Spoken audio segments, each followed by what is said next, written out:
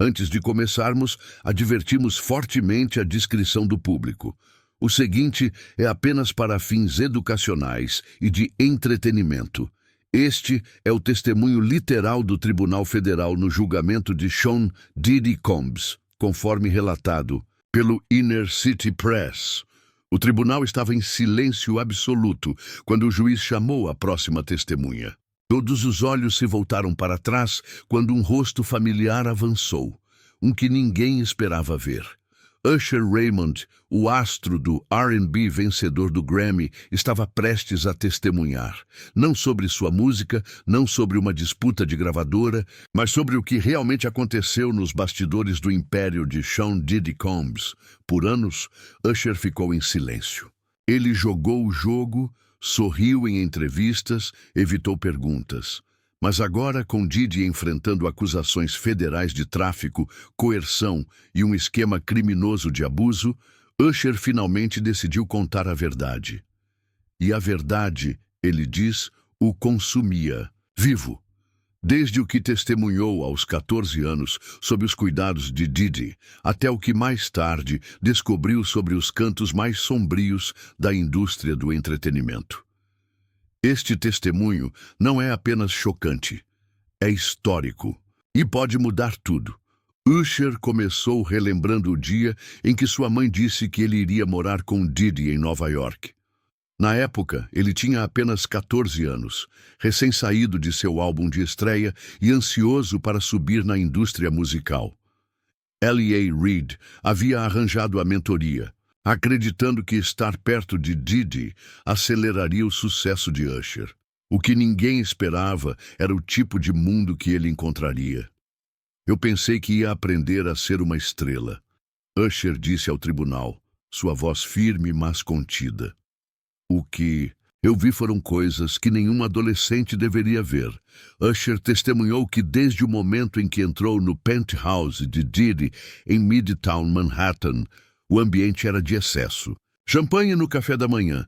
Estranhos acordando em quartos que ele não sabia existir. Pessoas que depois reconheceu na TV e em revistas, relaxando seminuas ou desmaiadas. Não era uma casa, era um cenário. Ele chamou de Flavor Camp. Eu não sabia o que aquilo significava. Pensei que era só marcação. Depois entendi que era sobre indulgência. O tribunal ouviu atentamente enquanto Usher descrevia como a mentoria rapidamente se transformou em outra coisa. Diddy não o ensinava sobre voz ou performance. Em vez disso, Usher afirmou que era encorajado a observar o estilo de vida, a festejar com celebridades e a parar de fazer perguntas. Ele me disse, é assim que a gente faz. Você não pergunta, só observa. Aprende olhando. É assim que homens agem. Ele relembrou uma noite em que acordou por volta das 3h e viu pessoas de máscara entrando no apartamento. A música estava baixa e velas iluminavam o corredor. Ele entrou na sala e viu o que só poderia descrever como uma festa ritualística.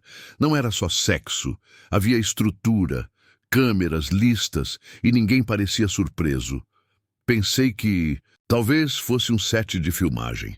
Lembro de pensar que não deveria estar vendo aquilo. Usher disse que foi mandado de volta para a cama, mas não dormiu naquela noite. Foi o momento, ele disse, que mudou para sempre sua visão sobre Diddy. A próxima parte do testemunho focou nos avisos que ele nunca recebeu, nem da gravadora, nem de sua mãe, nem de pessoas da indústria que sabiam como era o mundo de Diddy. As pessoas achavam Diddy excêntrico, Usher explicou, mas não percebiam que ele tinha poder sobre as pessoas de uma forma silenciosa, mas absoluta. Se ele não gostasse de você, sua carreira estagnava. Se gostasse, seu silêncio era parte do acordo. Usher disse ao júri que havia outros como ele, jovens artistas trazidos para o círculo com promessas de fama rápida, mas lentamente, puxados para a órbita de Diddy de formas que não entendiam na época. Ele não citou nomes, mas sugeriu que mais viriam à tona. Havia pessoas ao redor que viram, assistentes, motoristas, outros músicos. Todos agiam como se fosse normal, mas no fundo sabiam que os adultos falharam conosco. Um momento particularmente perturbador foi quando ele descreveu uma viagem privada que Didi o levou aos 15 anos para o Caribe. Era para ser um retiro. Só eu, ele e mais alguns. O lugar era isolado, sem imprensa, sem câmeras. E foi lá que percebi que eu não estava lá para aprender sobre música. Ele fez uma pausa. Não vou entrar em detalhes, mas direi que não tive escolha sobre o ambiente em que fui colocado e levei anos para entender a manipulação. O tribunal ficou em silêncio. Usher disse que após a viagem, sua relação com Didi mudou. O magnata ficou mais controlador. Sempre havia novas pessoas, mais festas, mais regras, e toda vez que Usher resistia, mesmo que minimamente, era lembrado de quem havia feito sua carreira. Ele me disse: não morde a mão que te alimenta. Lembre-se de quem te deu esta vida. Usher encerrou essa parte olhando diretamente para Didi. Você não me deu uma vida. Você me deu pesadelos. A terceira parte do testemunho foi a mais impactante. Usher descreveu um contrato apresentado a ele aos 16 anos com uma cláusula de confidencialidade. Embora parecesse um acordo padrão de não divulgação para proteger os negócios da Bad Boy Records, Usher afirmou que incluía linguagem específica sobre eventos privados e discrição. Na época, nem entendia metade das palavras. Ele disse ao tribunal: minha mãe teve que assinar e os advogados disseram que era normal. Mas agora, olhando para trás, sei o que era. Um contrato para me silenciar. Ele assinou porque confiava neles. Aquela assinatura comprou meu silêncio por anos. Eu não podia falar sobre festas, convidados, comportamentos. Diziam que arruinaria a marca. Mas e o que fez comigo?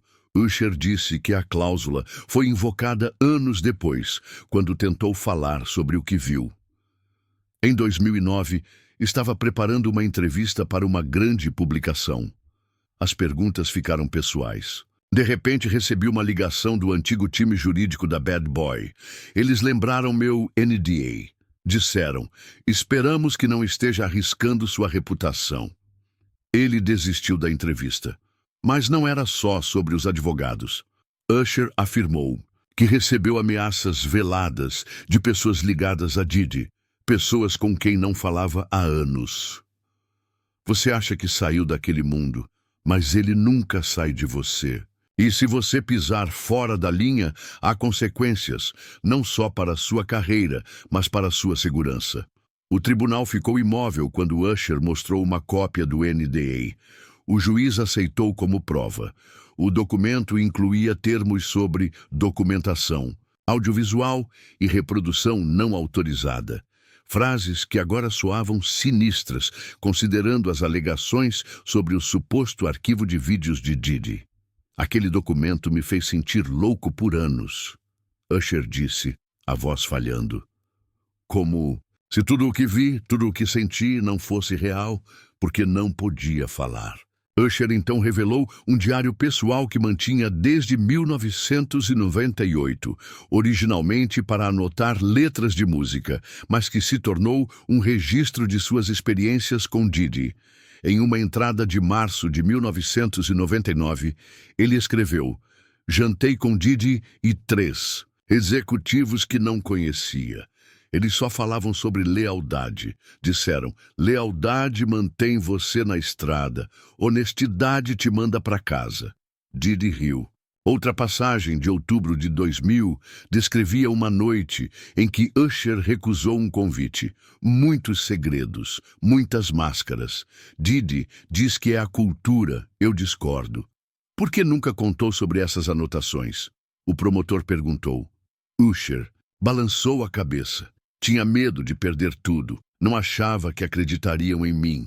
Quando questionado por que falava agora, ele respondeu: porque já vivi com isso tempo suficiente. E a verdade precisa vir à tona. Usher então revelou um encontro em 1997, aos 18 anos, quando Didi o levou para conhecer um investidor em Miami. Pensei que era sobre negócios, ele disse. Mas quando cheguei ao hotel, havia 3 homens. de roupão, champanhe e mulheres jovens sentadas em silêncio.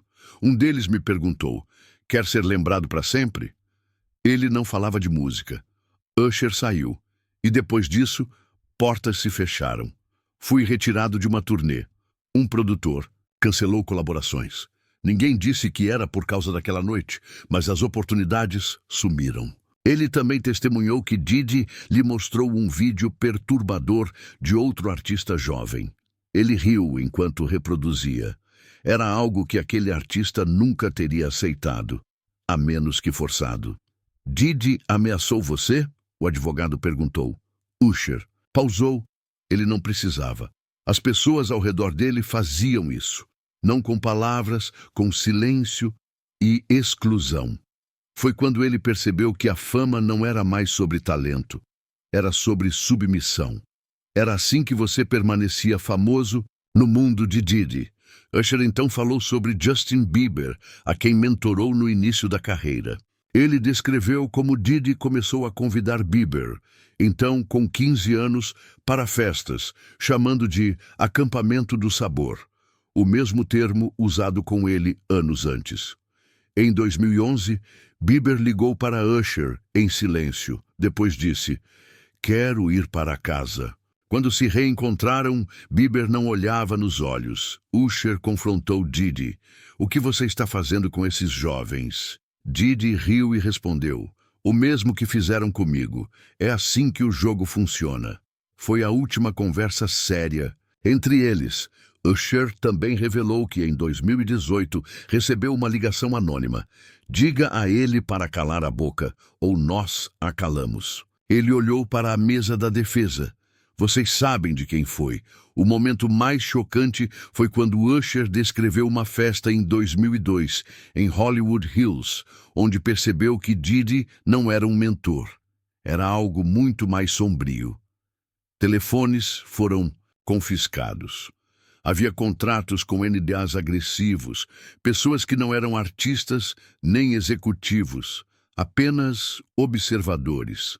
Ao tentar sair, foi levado a uma sala onde Diddy disse: você ainda não está pronto.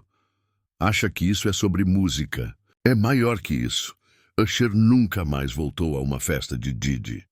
Ele também expôs contratos abusivos da Bad Boy, incluindo um que assinou aos 16 anos, cedendo seus direitos autorais até os 35.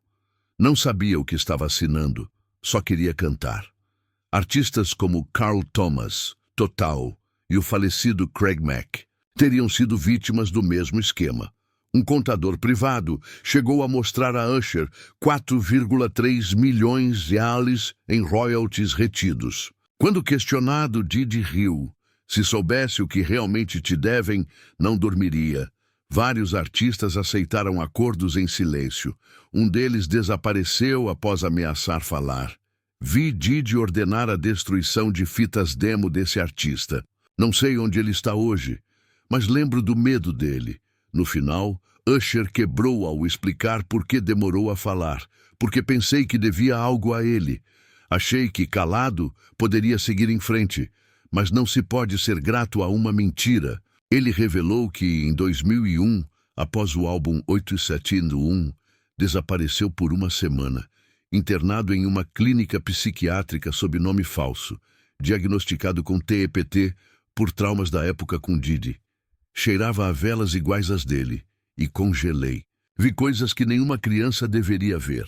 Naquela casa, sonhos eram vendidos, mas sua alma era o preço. Alguns de seus colegas não tiveram a mesma sorte. Um overdose, outro tentou suicídio, um terceiro desapareceu. Por que falar agora?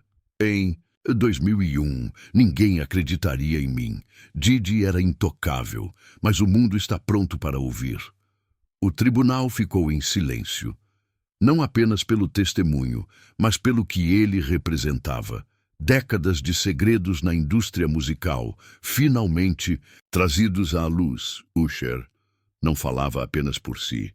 Falava por todos os que foram silenciados pela música.